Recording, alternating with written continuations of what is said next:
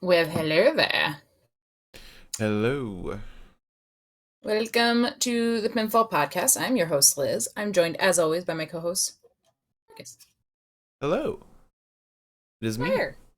Tis you. Tis you. Um Today is gonna be a big day in wrestling, that's for sure.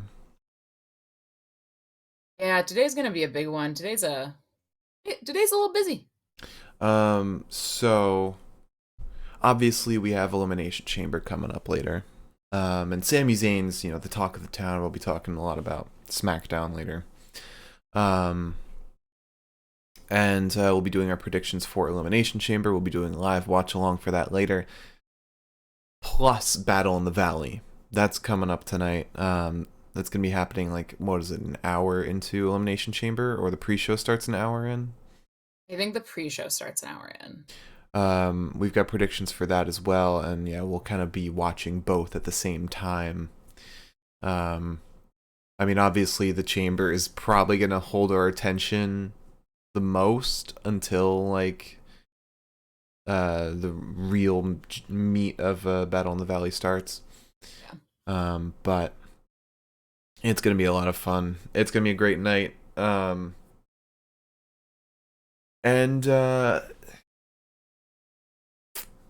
why don't we, before we get into anything, really juicy, you want to talk about some news? Yeah, let's talk about some news. There's not a ton of news this week, really. Nothing super exciting. Yeah, yeah, I've noticed. Your mic is like so good, I guess, that sometimes when you aren't talking, I genuinely think that you have gone like mute on me. I got like for a second I got like really concerned. I was like, oh, shit. Um, do we want to talk about the fact that Goldberg was disgusted by Rihanna's Super Bowl performance? Is he gonna do next year's? I think so. I think that that was like kind of the point. Like he's like hyping up people for his Super Bowl performance. Or is he gonna fight Rihanna at Super Showdown? Porque no las dos. Sure. Yeah. Um. Yeah. I just thought that was really funny. And then on top of that, in terms of funny news, actually no, we'll talk about that a little bit later. We do have, because we don't cover Level Up, we do have some interesting news there, which is that Carl Fredericks apparently made his debut. He's going by Eddie Thorpe now. And my only qualm is that this man shaved his fucking head. Yeah, it still looks good though. I'm definitely excited for him in WWE because the dude's a fantastic wrestler. Yeah, no, I mean, I think he'd be successful anywhere, really. Uh, Um, I'm also kind of glad that they're like, you know, picking up indie wrestlers, um, and like, yeah, but still focusing on that end of the spectrum.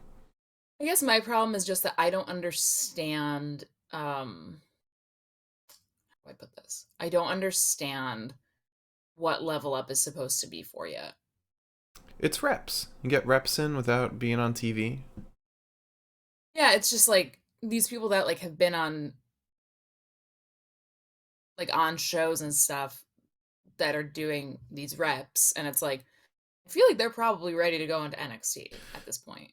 But it's like NXT's main event. It's a way for these wrestlers to get used to the environment that they're going to be wrestling in without doing it on national TV. Like people like Sol Ruka, Tiffany Stratton, they all debuted on there before their official debut on NXT. So it helps them get used to like storytelling and the match flow. Because I'm sure it's like, although he wrestled on New Japan, I'm sure the vibe is entirely different. You know. Yeah, I guess that's fair. Uh, Um, yeah. um, Also, um, in terms of people signing and stuff, Delmi Exo apparently signed with MLW, so that's a new person. Where's she from? She is, um, she's mostly wrestled in, um, um, Grind, Limitless. She's appeared, at Ring of Honor and AEW, which means that she's done, like, dark or, uh, elevated. Hmm, Um, okay. and she wrestled Becca at Super Fight, apparently. Super fight? MLW Super Fight. Oh, oh. I forgot all about MLW since they switched over to just being on Fight TV and not being on YouTube anymore. Yeah, that's fair. I feel like a lot of people also did. Yeah. Um, and then also, in addition to other people signing, Mark Briscoe's finally all elite. Hell yeah. Good Yeah, for him. which I kind of thought he already was, but I think like being Ring of Honor is different from being all elite. Like there are probably people in Ring of Honor who have not gotten that graphic.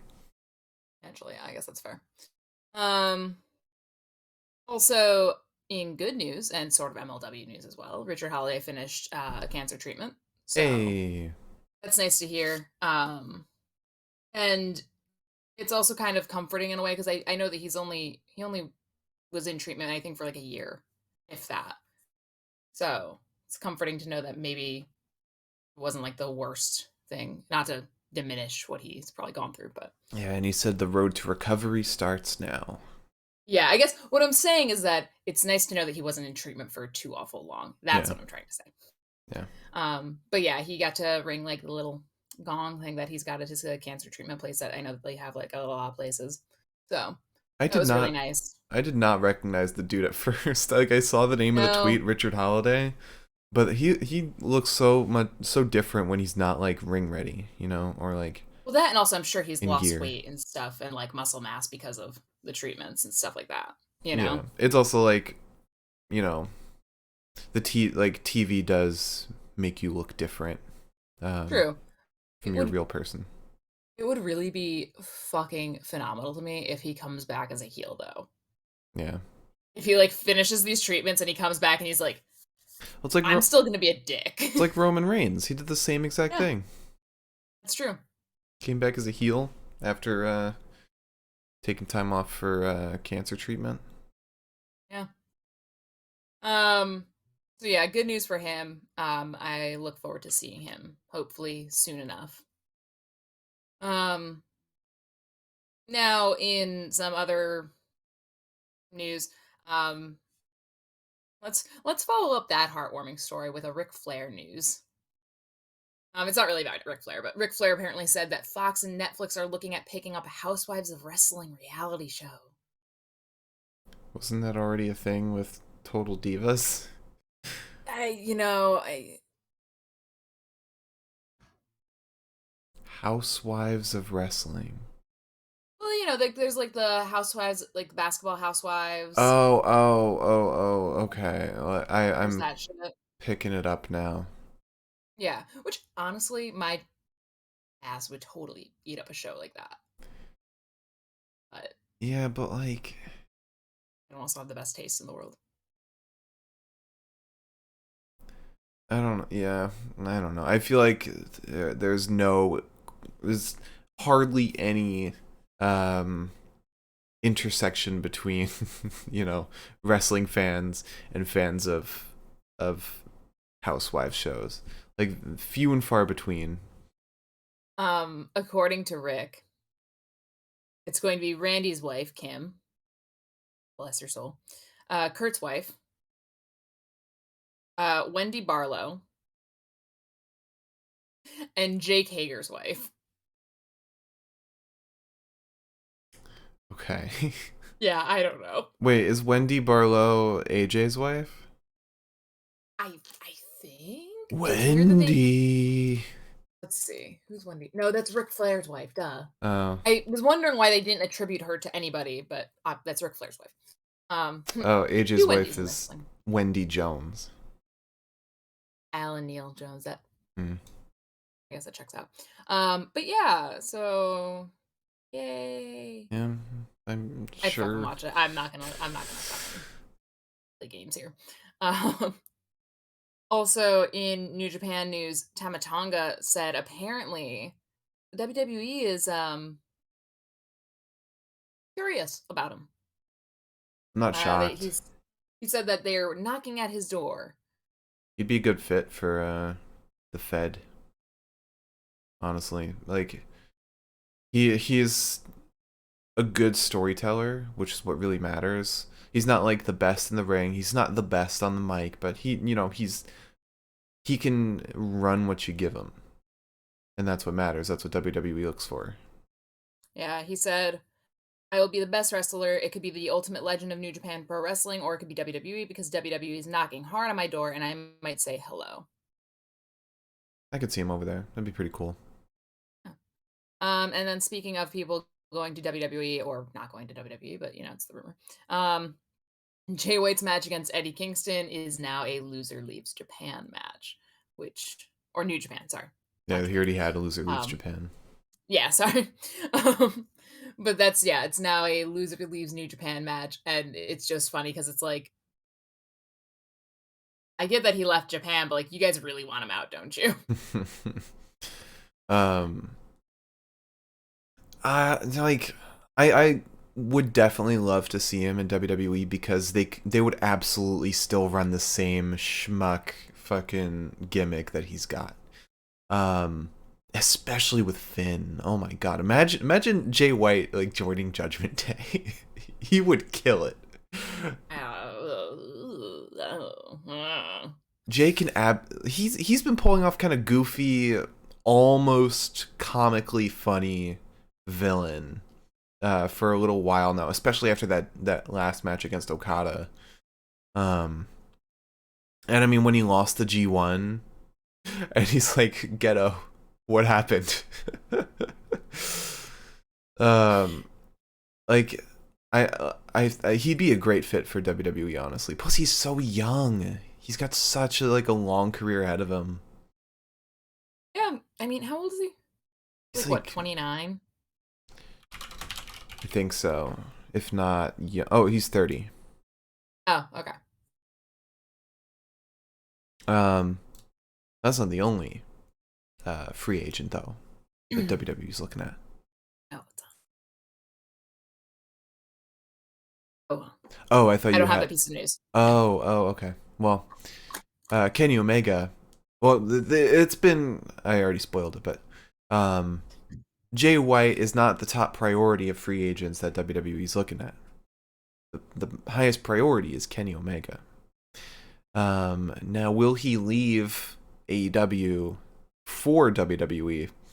Because there's now an extension in his contract, kind of like to make room for injury.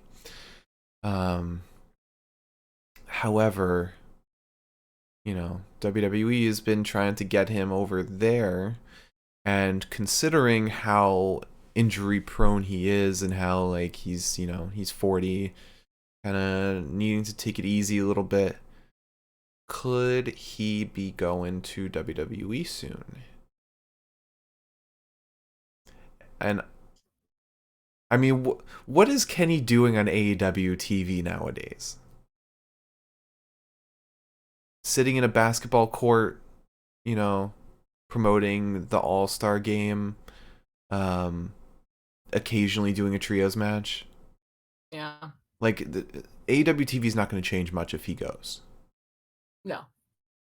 Um, what happens behind the scenes, we don't know.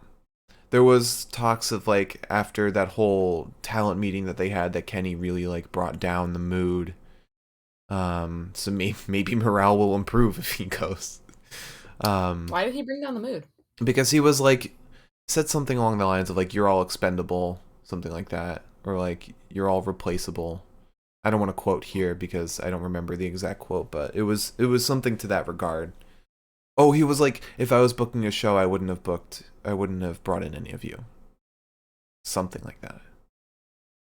Kenny. Okay. Um, Talent meeting. Um, yeah, he made some controversial comments. Let's see.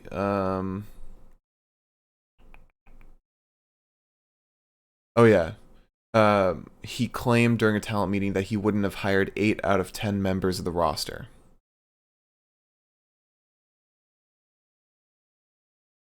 Like, so 80% he wouldn't have hired. So maybe he'd bring up morale. And you know what? I Oh, feel like even though he wouldn't have that much creative control in WWE, they'd probably still let him, have the stories he wants. yeah, Especially with Triple H, according to sources, Triple H, and Kenny are on good terms. yeah, Plus, get yeah, another leader of Bullet Club over there. yeah. Honestly, Turns out Triple H is just a big Bullet Club mark. that'd be funny. It seems like he's just trying to reform Bullet Club. AJ, Finn, Jay, Kenny, Tamatonga, Cody.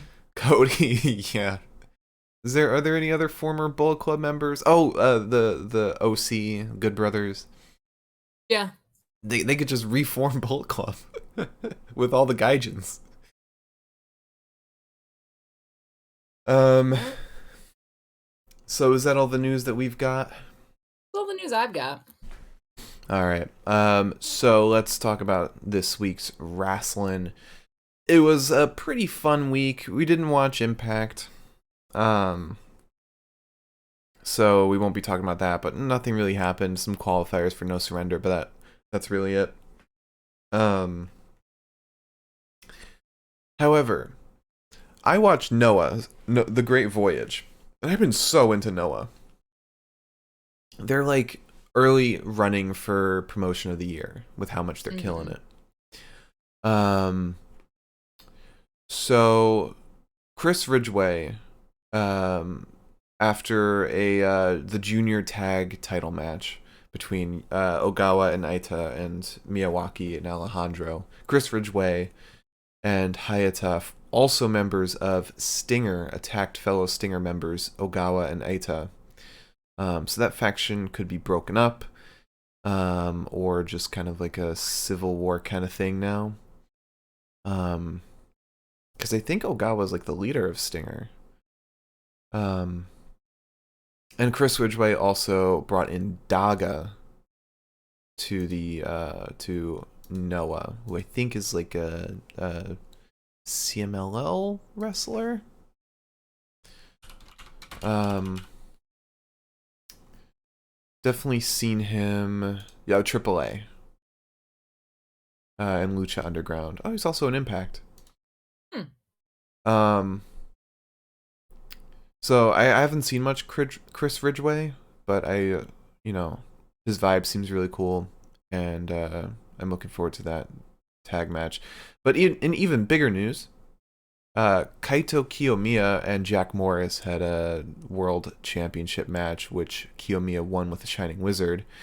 But after the match, while Kiyomiya was making his post-match comments, Okada runs in, gives him a Rainmaker, and then finally accepts Kiyomiya's challenge for I don't know if it was announced for a specific event, but um, they'll be fighting. I don't know if it's for any title or anything. Um, but Okada, fucking heel Okada is amazing because he was like, um, he was because Kaito was talking about Okada, and Okada says, "That's Mister Okada to you." And he's like, if you wanted a challenge, all you had to do was ask nicely. Tony Dad of Quattro, thank you for the follow. Thank you for the follow. Welcome. Um, so that was Noah. Great Voyage. It was a ton of fun. El Desperado was also there, Oh, teaming with Nosawa Rangai, part of his retirement tour. Naito also showed up when Keiji Muto sat on commentary. Um, Jurlistico was also there, big luchador. So they're making some great moves over at Noah. Definitely a promotion to watch. We also had Raw. Not a ton happened on Raw. Um, we had big triple threat match at the end. Bianca Belair, Becky Lynch, and Bayley. Where if Bayley or Becky won, they would go to the Elimination Chamber match. But Bianca won, so neither of them go. Yeah. It was I kind of nice. thought was Hmm. I just kind of thought it was obvious. So I was like, Yeah, because it would seem weird if it was like a triple threat starting off. yeah. Um, but it's kind of nice that like they went against, because normally it's like if there's a stipulation, if there's like a Mhm. qualifier happening, it's pretty assumed that that's gonna come true. Yeah. Um, but it was nice that that didn't happen in a match. It was like the match ended and like, oh, nothing happens, nothing changes. Yeah. Um, Yeah. let's also talk about Miz TV real quick and Seth Rollins and his goddamn boots. The mischief boots. Those were so hilarious, and oh, the stomp he gave to the Miz with those boots. Oh my god, it was amazing. It was so goofy. It was so goofy. It was very goofy. We also had an incredible, oh my god, incredible promo between Sami Zayn and Cody Rhodes. Oh my god, most inspirational thing I've ever heard. Um,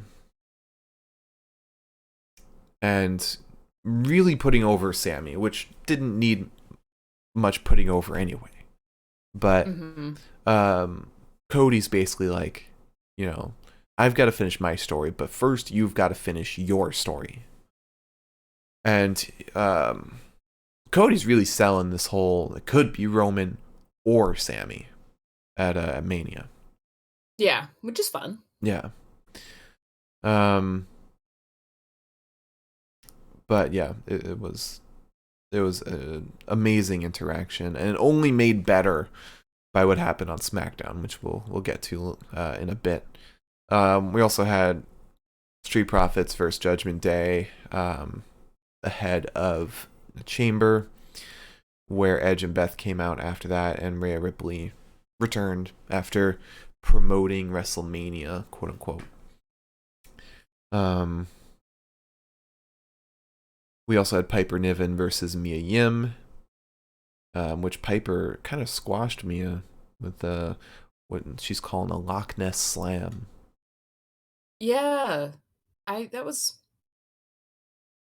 Well, you know what? Oh, wait, Piper's not in the chamber, right? no, I don't think she is because like her whole thing was that like for some reason I think Candace like ruined it for her or like Um, Candace I don't know. well, you know what? They got a lot of making up to do after her run as Dewdrop, so I don't mind her getting some squash wins. Yeah. She kind of needs it. Yeah, I guess that's fair. And we're seeing Baron Corbin without JBL, and they're doing some good stuff with him right now. Like his interview getting cut short was great. And then later when he's talking about Cody, Cody just attacks him after he brings up his dog. Yeah. He was like, "I think his brother is stupid. I think his dad is stupid. I think his dog is stupid." And I was like, I like that he left the child and the wife out of it, you know? Yeah, yeah. People between men. He's like, no, I actually really like Brandy. Yeah, Brandy's cool. Baby's fine.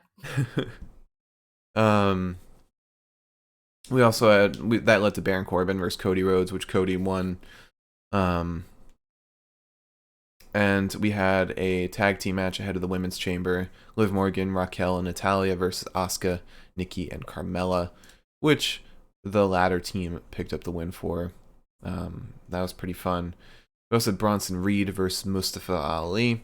If you didn't think Bronson would win, I mean, he's in the chamber. Plus, Mustafa hasn't exactly been racking up wins. Just like gave him a good run for his money, Yeah. sort of. They should put Mustafa in a faction. Like, he needs it. Putting him in a stable, I feel like how putting Cedric and Shelton in her business really like elevated them. Putting Mustafa in a faction would elevate him too.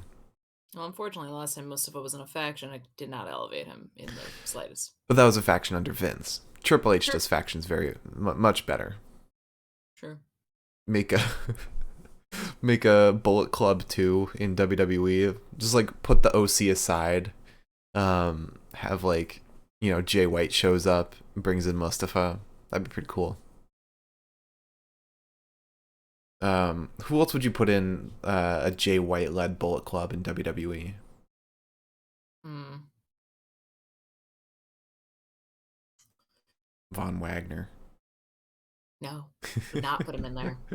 Would definitely not put him in there. Hey, hey you, hey stupid. Too sweet me. Oh, just knowing him saying "too sweet" would sound weird. It makes it. Yeah, I don't know who I'd put in there. I'd bring Tamatonga back. Just be like, "Oh, he never left Bullet Club." Woo! Oh, call up Grayson Waller, put him in Bullet Club. That actually, like, he could be very similar to like El Phantasmo. Um, I could see him doing that. Um, there was another name in NXT that I was thinking of. I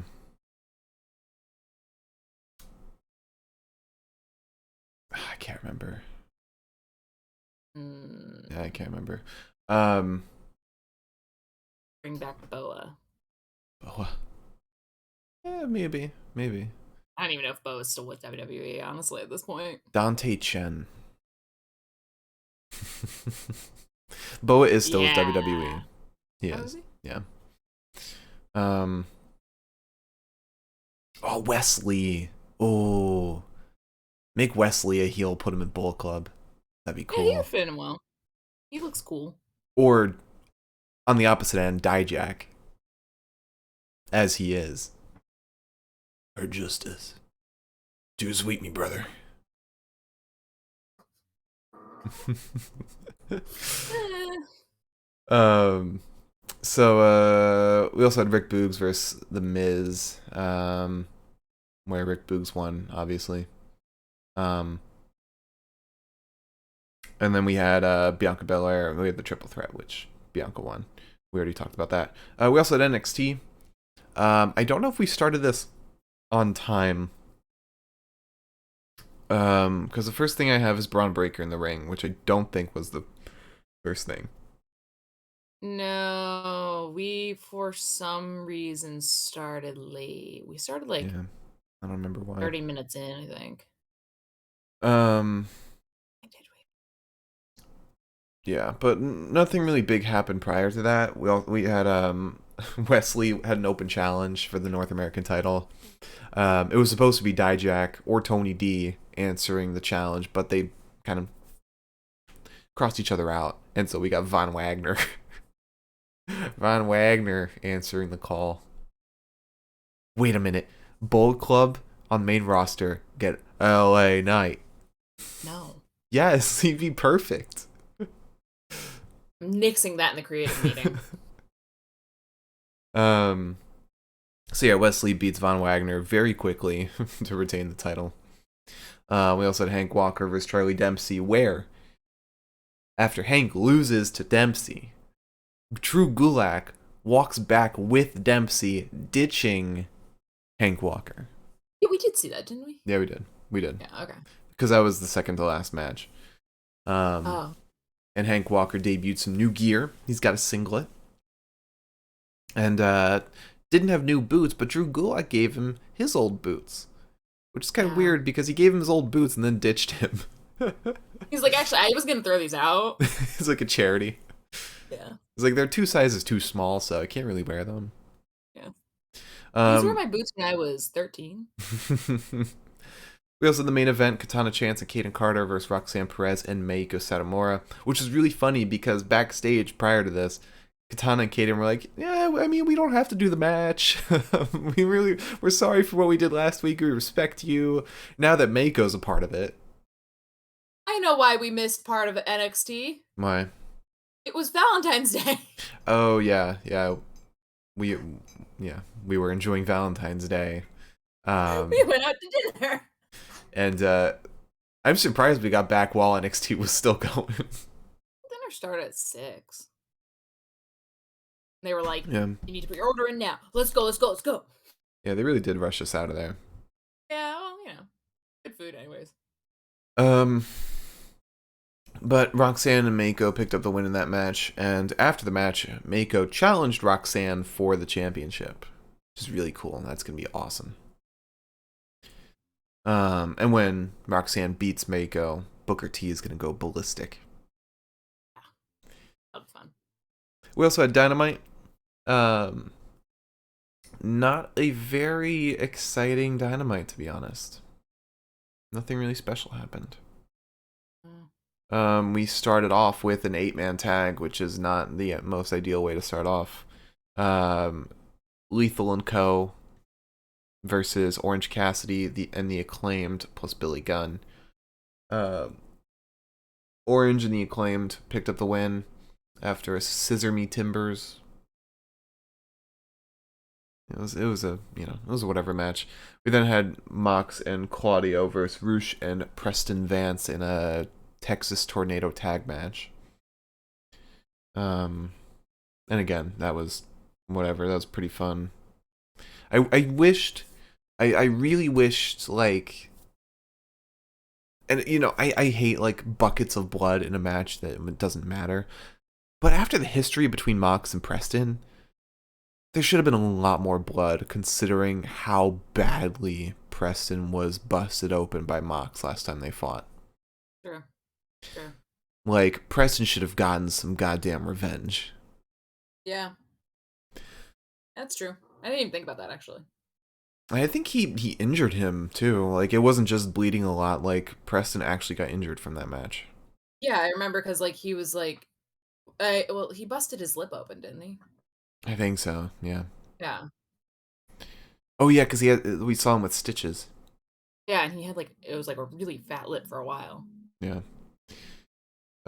We then had Josh Woods versus Mark Briscoe. That was a great match, but it's the thing with AEW. Very predictable matches. We talked about this last week when the Acclaimed lost to the Gun Club, which was a great surprise. AEW needs to put more even matches on their cards. Mark Briscoe should not be fighting Josh Woods. Josh Woods, phenomenal wrestler, should be booked better. But right now he's a Rampage guy. He's an Elevation guy.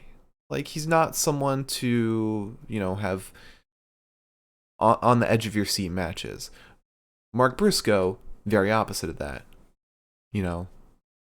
Tag Um, champion, one of the part of one of the greatest tag teams of all time. I was trying to figure out why I didn't remember this match. I realized I also was not around for this. Yeah.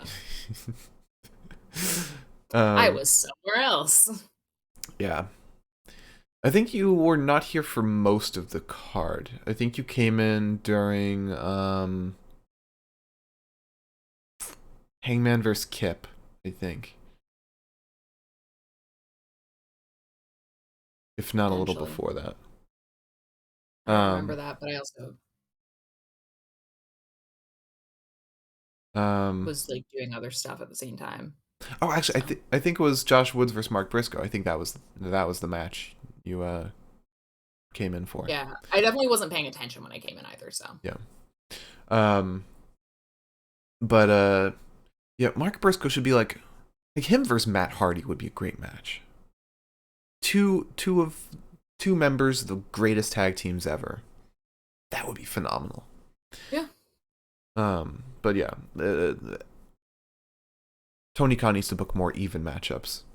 yeah. Not like Hangman versus Kip Sabian. Um, but we did have MJF in the ring.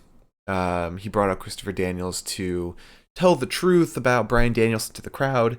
Didn't work out so well because Daniels just said the truth about MJF paying him all this money to talk shit about Danielson, but then he started talking shit about MJF and then talked up Danielson.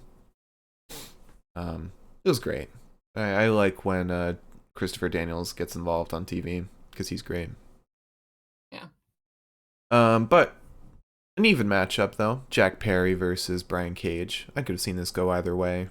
Um, Even though, I mean, Brian Cage is a trios champ. It's not like he's gonna lose or not gonna go over a singles guy. Um, but Jack Perry wins, and Christian Cage returns. No more broken arm. No Luchasaurus either. I don't remember how that ended.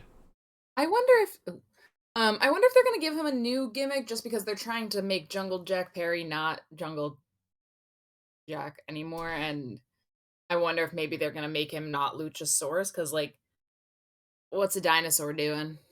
You know? Yeah. Um, I could very much see that happening, but maybe he's off TV because they don't know what to do, and so they're trying, to pitch different things. Um, but Yeah. I believe we'll be getting Jack Perry versus Christian Cage at Revolution. That seems like the time to do that. We then had Hangman versus Kip Sabian, which, easy Hangman win. That ended with Blackpool Combat Club coming out and Mox getting Hangman's face, but Dark Order comes out. We don't see Dark Order on TV very often, especially in the ring. Uno is pissed. He's like, Hangman tells him to go in the back, and Uno's like, absolutely not. We're not going in the back. We're tired of you telling us to go in the back. And Uno gets in Mox's face and pie faces him. And that face off we got between them was like, I mean, obviously Mox is gonna beat Uno, but seeing Uno step up like that is so awesome. I felt kind of bad because they didn't get that much of a reaction. I mean, yeah, like they're not gonna get much of a reaction with the way Tony Khan, shows Dark Order off on TV. Yeah, It's that's not true. it's not the same Dark Order that had Brody Lee leading them. No. This is the Dark Order that only shows up on BTE and a single tag match on Dark. Yeah, that's true. Um, but Mox then challenged Hangman at Revolution to a Texas death match, where the whole premise is you gotta knock the other person down for 10 seconds. So it's very Which fitting. is that not kind of a last man standing match? Pretty much is. Pretty much is. Um, yeah. But I feel maybe, like I should say I feel like Hangman's like always being challenged to Texas death match. yeah. Maybe there's, like, I mean, obviously you want the pop from Texas, as I think Revolution's in Texas. Um, but also, like, saying maybe like WWE owns like a trademark for last man standing match, kind of like how they do for Extreme Rules. Maybe. Um, I don't know. but then finally we had Tony Storm versus Britt Baker versus Ruby Soho, where Ruby picked up the win. It was a pretty fun match. Tony Storm had her butt spray painted. Yeah, that was a weird one.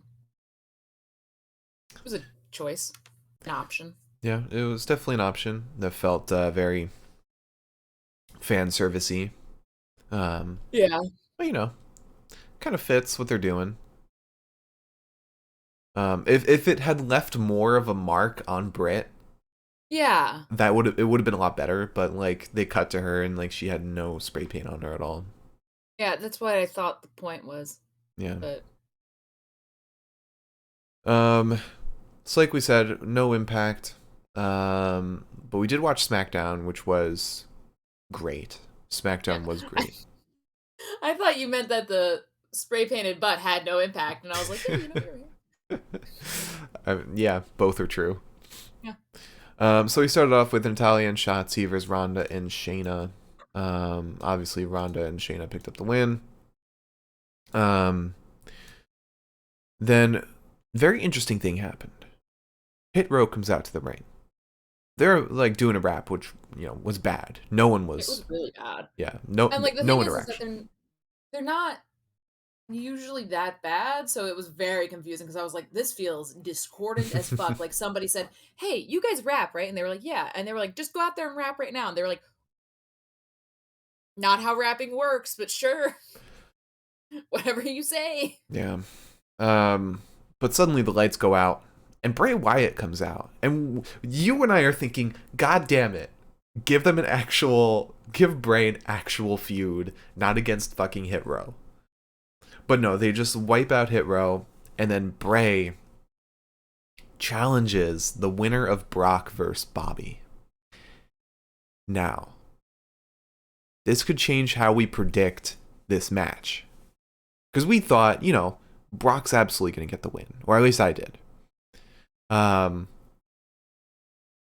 But they could actually do something really interesting with either Brock or Bray and Brock or Bobby with Bray. Um, Triple B, Brock, Bobby, Bray. Um, Brock loves feuding with big tough dudes. Loved it with Bobby.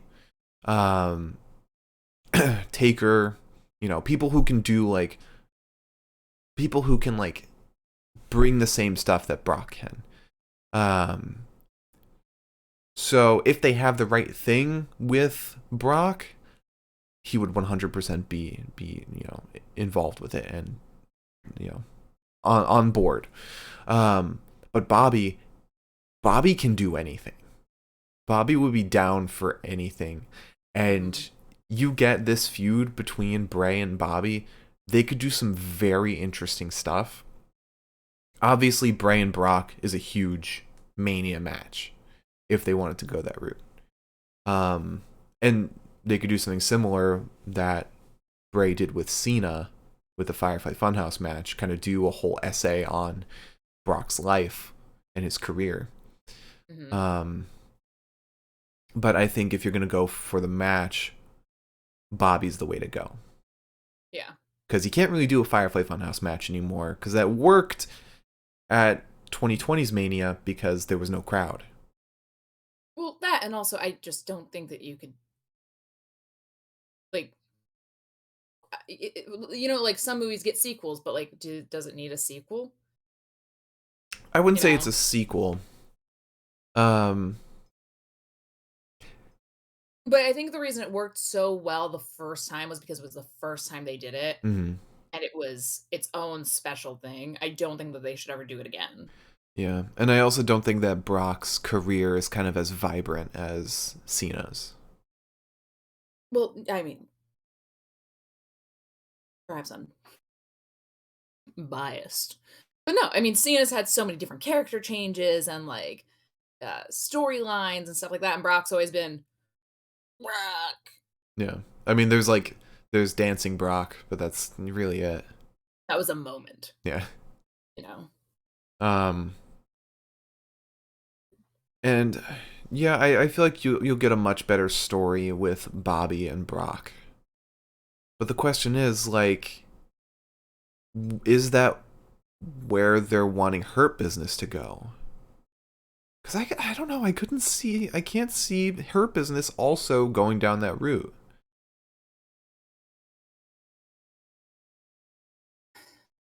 It'd be like LA Knight. Like, that didn't really go anywhere. It wasn't very No, good. no, It's good at first, but then they dropped the ball, as Tony Dad of Quattro says. they did. If it was They did, in Bobby, fact, drop the ball. they did, yeah.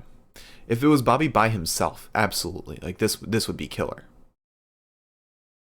Like, they could do some very interesting stuff.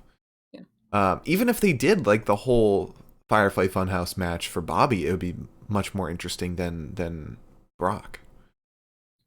Um, bring out his like ECW days, his time with Lana. Um, those are two more story beats than Brock has had. Brock has had phenomenal matches and phenomenal feuds, but nothing very vibrant. Yeah. No. Nothing drastic. Yeah. I am very interested to see where this goes. Maybe we'll see another elbow drop from Uncle Howdy. I hope so. Please Maybe a pile driver onto a table. give the girls what they want. So after that, we had Sheamus and Drew McIntyre versus the Viking Raiders. Sheamus and Drew pick up the win with the Claymore kick from Drew. It was a fun match, but man, I am not about Sarah Logan in this team. It's just stupid. She's annoying and she's not necessary. Yeah, She's just some girl. yeah, and I think that's the thing. Like, there was one point in the match where she gets on the ropes and is like yelling at Drew. You would think a character named Valhalla, which I'll get to my gripes about that in a second. Um, a character named Valhalla, who's like a kind of a Viking, you know, kind of personality. She would have. She wouldn't be acting like a Zelina Vega kind of character, you know. You should have powers and such. Powers like Scarlet, like she should be acting like Scarlet. Scarlet has a much closer vibe to what Valhalla should have. Now the name Valhalla. Valhalla is a place. It's not a person's name. It's like naming a character Heaven. It is the place that Vikings and warriors in Norse mythology would go um, after they die, an honorable death. Um, could name her Valkyrie. That'd be a much better name because she's guiding those warriors to Valhalla. But there's Lyra Valkyria There's Lyra Valkyria. Maybe and Taya there's Valkyrie. Taya Valkyrie. Maybe there's some trademark stuff with Marvel and the character Valkyrie. So then you name her a famous like close to a famous Valkyrie name in mythology like Brunhilde. Give her a name, not a place name. It's so Or if, stupid. at the very least, if you're gonna give her the name Valhalla, give her some powers. Yeah. Give her like something. Because if somebody's gonna be named Heaven, they better have some fucking powers. Yeah. I mean, If you're gonna name somebody after a literal place in the sky, and all they can do is jump up on the ropes and scream in Drew McIntyre's face, you're missing something. You yeah. missed something. Like she shouldn't be on the same level as Zelina Vega, B Fab, Maxine Dupree. Yeah. She should be like honestly Scarlet levels. Scarlet's got fucking powers for some Yeah, reason. Scarlet's creepy as shit. uh, She's got more powers than Valhalla does. yeah, yeah. Um, but yeah, it is what it is. At least Eric and Ivar are very entertaining in the ring. Um, I was surprised they lost. are you? Yeah, I Um, guess. I feel like if it wasn't against Drew and Sheamus, I'd be surprised. Considering Drew and Sheamus just had like a tag title match pretty recently. Did they? Yeah. It was before the tournament. Oh, I was gonna say they were not finishing the tournament, so Yeah.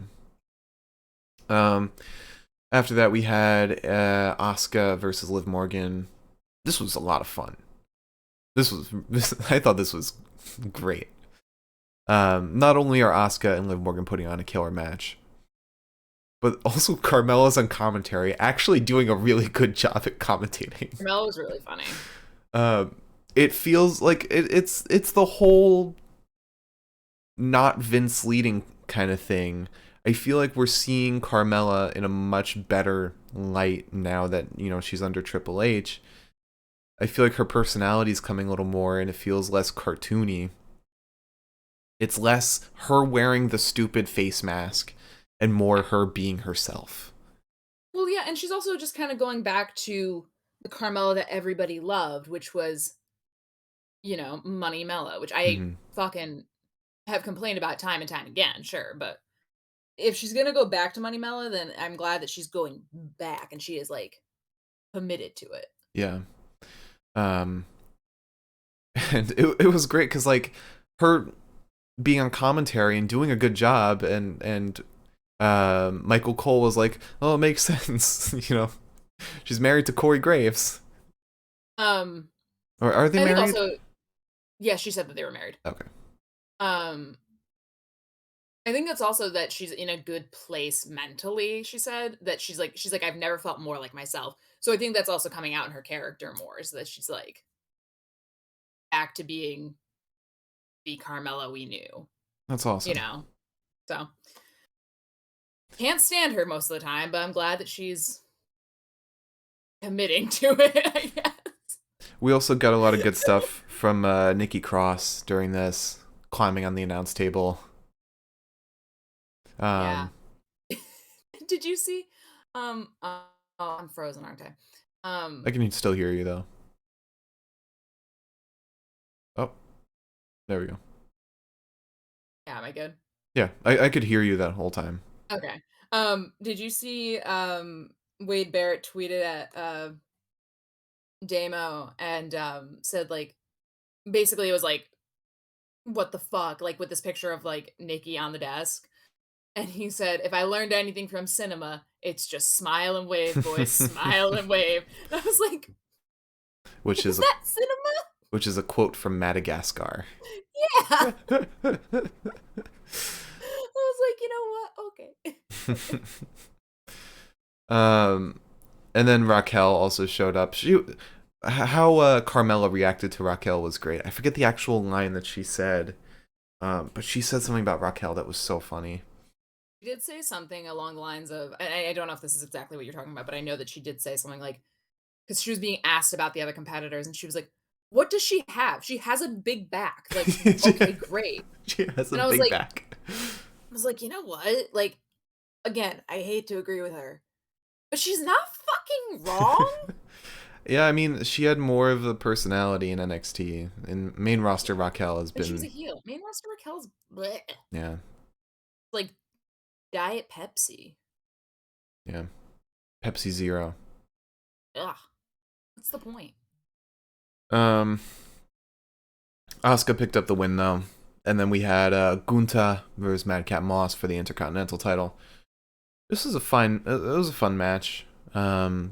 Gunther wins with a power bomb after trying to choke out Moss for pretty much the whole match.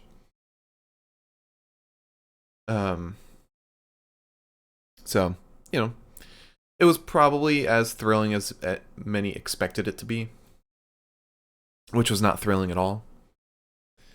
Um, but it is what it is.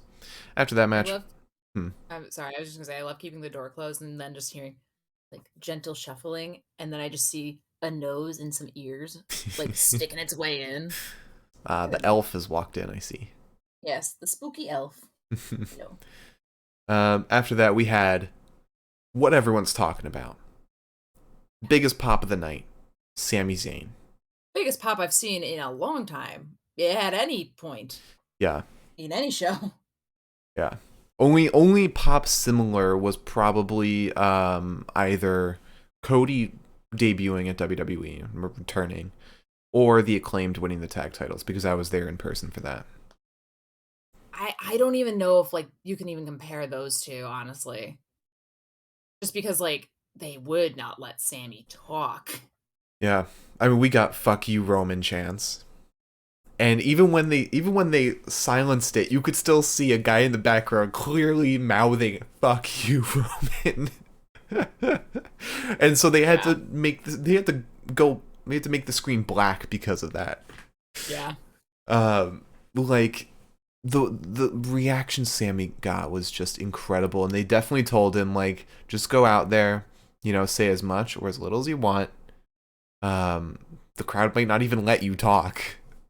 So just Sammy's appearance was enough for this crowd. But then Sammy, he delivered a short but great promo, saying like people talk and point about the WrestleMania sign, but What matters right now is Elimination Chamber. This is my moment. This is, it's my time. Um, and he got his old walkout back. Worlds apart. Yeah. Yeah. Lest we forget that, because that was like, it was one of those things where like he came out to it and I was like, yeah, of course Sammy's coming out to it. It also didn't help that you and I had just played 2K22 and you had the Sammy gauntlet where it was just Sammy's music all the time. So I was like, yeah, of course. Mm-hmm. But sorry for the lore. But no, it was like one of those things where like he came out to it and I was like, Sammy's music, whatever. And then somebody like posted, they were like, oh my god, Sammy got his music back. And I was like, holy shit, I'm enjoying this. I forgot. I forgot. And people were singing along to it, and they were doing Yeah. the ole ole ole ole. And oh my god, it was like such a great moment that didn't need any words at all. You could just feel the energy. Yeah. Um, and I've heard chatter of like, oh, they shouldn't have done this on TV. They should have just waited till the chamber to get that pop. But it's like the pop at chamber might be even bigger now that we know what's Yeah. coming. And yeah, like get that pop, create that momentum going to the chamber.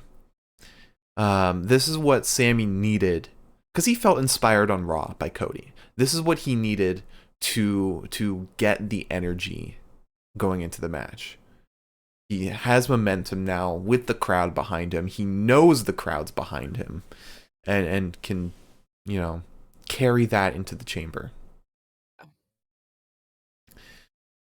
So, amazing stuff.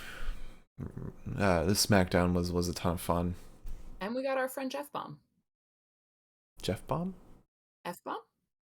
F Bomb. Oh, yes. The word fuck. I didn't hear you say French. Oh, yeah. I thought you said our friend Jeff Bomb. Yes, Jeff. A man named Jeff Baum. That's like a WWE name. Jeff Bomb. Yeah. Sammy shouted something in French that I didn't realize until I think it was today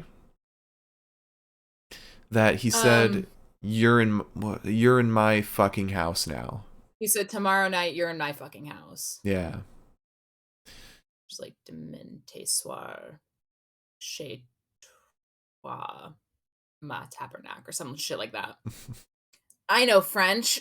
I've just heard the quote a couple times, but yeah, it was really awesome. Very, very Canadian. Yeah, it was wonderful. So yeah, that's how we ended SmackDown. It was great. We didn't watch Rampage either because we didn't realize it was earlier. Which I don't think a lot of people did. I don't know what the ratings look like, but I know a lot of people, at least in my world, were like, "Oh shit, Rampage already happened." Let's see if Brandon Thurston has tweeted about it. Because he always does the ratings. Brandon Thurston.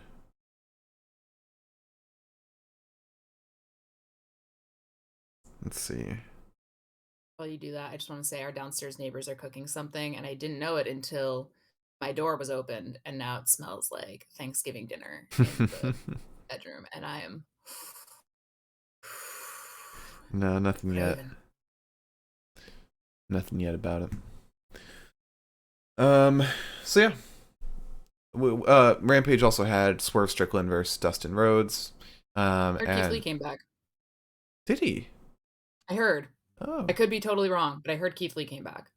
You see, I saw nothing about Rampage, so I thought like nothing happened. I saw nothing about Rampage too. I don't know if Keith Lee came back in like a way that mattered. Okay. But also they like showed a graphic of the people in the tag team battle royale, and Aussie Open was there. Yeah. So yeah, they will be in the tag team battle royale, probably not winning. I wish they did because that would make the match incredible. But yeah, I doubt they will. Um, so yeah, that was our week in wrestling. I don't think there was any New Japan since Saturday or Friday. But let's talk about the 5 best matches of the week, shall we? We can, if you want, if you'd like. I do want. I have to hide the ones that were from New Japan because I watched them late. All right, so not too many outstanding matches this week. My favorite match, which is one you haven't watched, is Kaito Kiyomiya versus Jack Morris. That was incredible. I'm sure it was. I mean, both of them are incredible wrestlers. Next, I'd put in again another one you didn't watch, but Dralistico versus Atsushi Kotige, which there was a great moment in that match where Dralistico, obviously a luchador, Spanish speaking, they're both in the ring together, and Kotige just starts saying random words in Spanish. Not even like forming sentences, just random words. But that match was outstanding. Next, I'd put Bianca versus Bailey versus Becky. That was a ton of fun. Mm-hmm. So those are top 3. Man, I really wish there were better matches this week. None of these are really like phenomenal. A lot of great promos this week. Yeah, yeah. Not a ton of stellar matches for sure. I'd probably put next El Desperado and Nosawa Rongai versus Yohei and Yasutaka Yano. Okay. Then Jack Perry versus Brian Cage. Probably the last one. Okay. So yeah, those are our top 5 matches of the week. A lot of Noah representation, which is great. Everyone should definitely check out Noah because not only is the wrestling fantastic, the vibe is great, the commentator is phenomenal, the announcing is amazing. Some of the best entrances we've seen this year so far.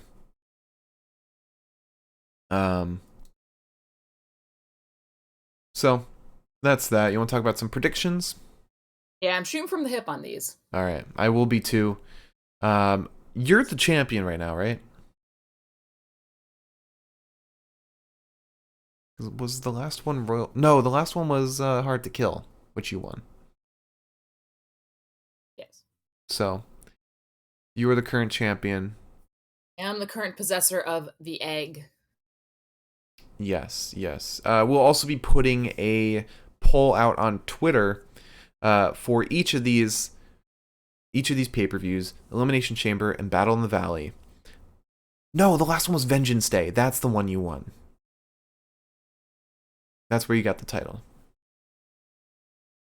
We'll be putting polls out for you guys to answer, so you guys can also predict on the matches. That'll be on our Twitter at Pinfall Podcast, which is actually right on the screen right now.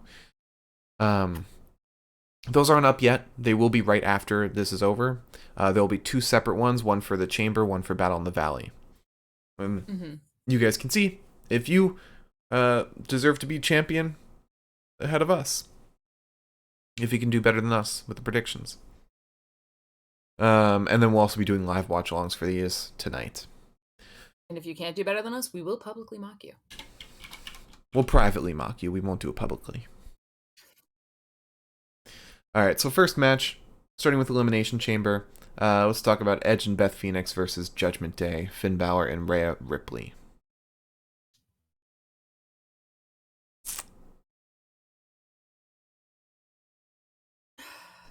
I'm gonna have to go with Finn and Rhea because like Rhea won the Rumble. Yeah. Are they gonna have her lose? Are they gonna have Finn get pinned? That's kind of where I'm at because Finn beat Edge at Extreme Rules. That was their last match, so Finn is up 1. Now that they have Beth involved, they might pin Finn, but Rhea did win the Rumble. She's going to Mania against Charlotte. I mean, unless they plan to write off Edge and Beth from TV for a while, but Edge just came back. Yeah, I was gonna say they just came back. I'm going. I'm going with Edge and Beth. I'm not happy about it, but next we have Bobby Lashley versus Brock Lesnar. Just on principle, I have to go with Bobby. Going with Bobby.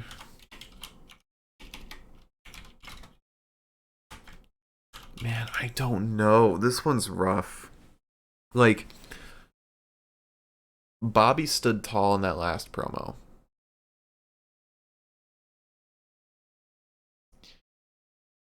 And it might, oh God, because you don't know how you don't know how her business is going to get involved. You don't know how Bray might get involved. And who's going to come out of this facing Bray? Oh my God, this is so I just tough. think Bobby facing Bray would be cooler. It would be, but Does that matter? yeah, which is a bigger Mania match? Because this will definitely lead to Mania. I'm going to say Brock. Okay. I guess that makes more sense. You're right. I also think Bobby coming out losing, like Bobby could come out losing better than Brock could. Yeah. Okay. So we have the men's chamber next. Austin Theory versus Seth freaking Rollins versus Johnny Gargano versus Bronson Reed versus Damian Priest versus Montez Ford for the US title.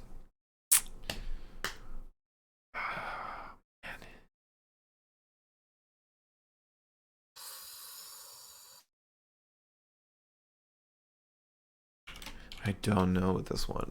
To me, it's down to two. Yeah. I think I agree.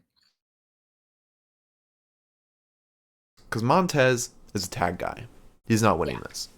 Damian Priest. Because they haven't broken up the Street Profits yet. Yeah. Damian Priest, I think this title's like above him. Like he's not the guy in Judgment Day to be winning this title. And if Finn had a title, then maybe I'd be like, I can kind of see it actually, but like he doesn't, so I don't think Damien's the first one winning a title either. Yeah. Bronson Reed, you know, he's not, he hasn't been in main roster long enough to get this. And gets no reaction from anyone. Johnny Gargano, no. I could, if this was a singles match against, like if this was to get a shot at the title, I could see Johnny winning this, go to a singles match against Theory, bring back the Way stuff from NXT. But I don't see Johnny winning this. So that leaves Seth and Theory.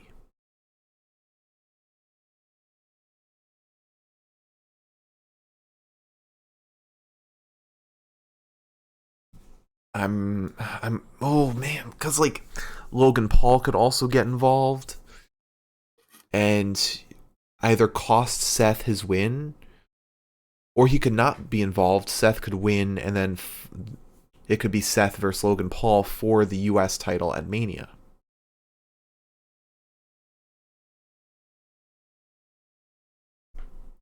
But also, if Theory's going to fight John Cena at Mania, do you want that to be for the US title? I feel like you do almost. I'm going with Theory. I think Seth versus Logan Paul doesn't need a title. I will also be going with Theory just because I also don't think that Seth needs to be back in the picture. It's fair. He should be elevated up to the Universal title. I want a run back of Roman and Seth. I don't care if it's with the title or not. I just want a run back of the two of them. Yeah. We'll also be getting Cody versus Seth again if Cody wins that Universal title. So next we have the Women's Chamber. Asuka versus Liv Morgan versus Nikki Cross versus Raquel Rodriguez versus Natalya versus Carmella. This is a hard one. But it comes down to two people, I think, as well. To me, this is an easy pick. I think I'm going with Asuka. I'm going with Asuka too. I think it's a pretty weak chamber. all around. Carmella's not going to win. Natty's just there for the hometown pop. Raquel's not going to win. Nikki Cross not going to win. Because who's this to face? Bianca, right? I would imagine, yeah, because Charlotte's busy. Yeah, I don't think Nikki's going to get it. Liv, she's kind of in a tag team now with Raquel a little bit. Liv is the close second to me. Okay. I But I could very much see Asuka eliminating literally everybody in this match. yeah, she's scary now. She's like really scary. Not just like the gimmick, but like her when she was like trying to like rip Liv's arm off the other day. I was like, oh okay, Yeah. get it. And finally, the main event: Roman Reigns versus Sami Zayn.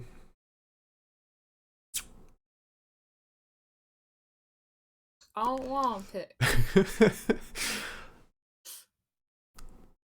Like, oh my god. Because Dave Meltzer, he said recently that this was supposed to be Sammy loses because Jay turns on him. But apparently a lot has changed since then.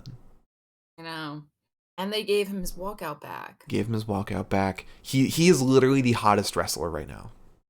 He is. He has overshadowed Roman. He's overshadowed Cody. Yeah. Yeah. No one's as excited for Cody to win Mania anymore. But Are they gonna put Cody versus Sammy? Are they gonna put Cody versus Sammy at Mania? Because Cody's their golden boy, and Sammy will get the cheers. or will they pull a Daniel Bryan and have this be a triple threat?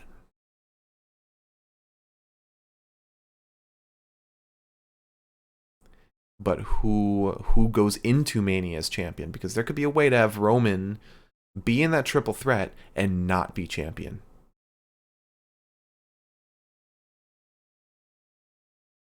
I don't know. I genuinely don't have an answer for this. This is so tough. Like, oh, we could just be falling for the bait.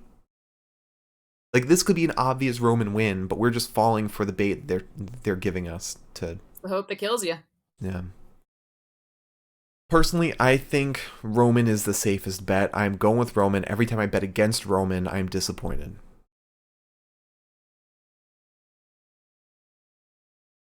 Thought it was Drew McIntyre at Clash at the Castle. Thought it was Finn Balor at Extreme Rules. Not going to be let down again.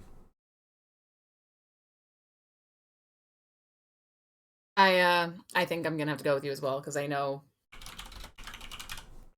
miracles only happen every once in a while. So we differ on 2 matches, the first 2. Let's talk about Battle in the Valley. A lot more of these predictions. For that? I figured, yeah, because it's a big pay-per-view. It smells so good right now. I'm so hungry. We'll make this fast since a lot of these are kind of inconsequential. I feel like our neighbors are trying to kill me. So first up, there are a couple pre-show matches. First up, Alex Coughlin versus JR Kratos. Wait, who is? Alex Coughlin versus JR Kratos. Oh, I thought you said Conklin. I was like, I don't think I know a Conklin. Bleh. That's not an answer. Yeah, I know. I'm going with Conklin. I would like to go with Conklin just because I think that he's more fun than JR Kratos is. In my humblest of opinions. And for those watching, for every incorrect prediction that we make, we'll have to do a dab of hot sauce on the stream. And whoever has the most correct predictions will be dubbed the Pinfall Podcast Prediction Champion. And we've got some spicy hot sauces. Yeah, we do. All right, next up, David Finlay versus Bobby Fish. I'm going with Finlay. He fought Ospreay for the U.S. title. Yeah, I'm going Finlay too. Fucking bullshit. Next we have Mascara Dorada, Josh Alexander, Adrian Quest, and Rocky Romero versus Kushida, Volador Jr., Kevin Knight, and the DKC. It's so many people. I'm going with the team with the Impact World Champion on it. Oh, totally misunderstood you when you read that out. I thought that you were reading out a bunch of different opponents, not No. two teams. Okay, yes, I'm going with Josh Alexander's team. I was like, I don't know if I can keep up with all this. All right, next we have Fred Rosser versus Kenta for the Strong Openweight Championship. I'm so mad about this. I am so mad. We both picked Kenta in our year predictions to be the forever Strong Openweight champion because we thought Strong was gonna fold and then they were gonna get rid of it like they said they would. Yeah, But now they're just rebranding it basically. yeah. I am. I'm gonna go with Kenta just because I think it'd be interesting. And worst comes to worst, I get to enjoy some spicy, spicy hot sauce. I'm gonna go with Kenta too because I don't want to get this wrong and have you get a point because of it. Next we have Motor City Machine Guns versus West Coast Wrecking Crew for the Strong Tag titles.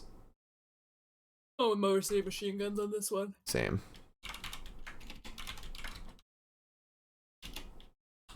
All right, next we have Jay White versus Eddie Kingston. Loser leaves New Japan Pro Wrestling.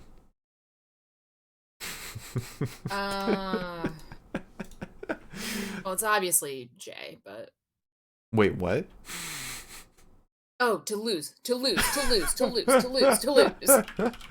I was like, what are you smoking? This is what we've been talking Sorry, it's the about. food smells. It's the food smells. They're getting in my brain.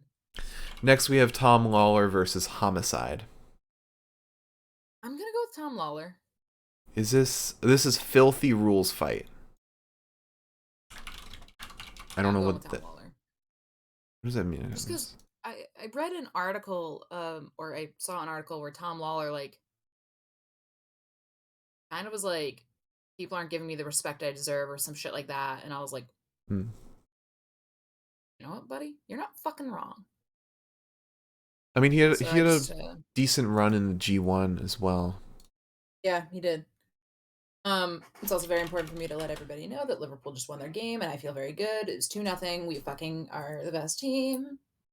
Next we have Zack Sabre Jr. versus Clark Connors for the World TV title. I'm going with Zach. Yeah, that's a gimme. All right, next one that's not so much of a gimme.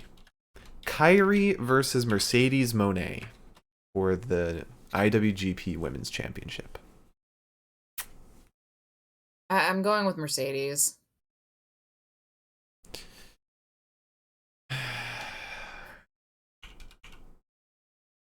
Yeah, I don't know if you have her lose.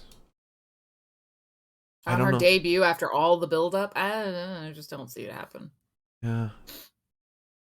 Yeah. And plus she's contracted to have a couple more fights in Stardom. Um I think those will be for the title. I don't know who she could possibly lose it to. Like who is getting that rub by beating Mercedes? Unless it's Kyrie again. Yeah. Julia? Like there's no one on her level right now that could do it. Unless she like vacates. I really don't know. I don't either. Jamie Hayter? I don't see that. I could kind of see that. Maybe at like Forbidden Door.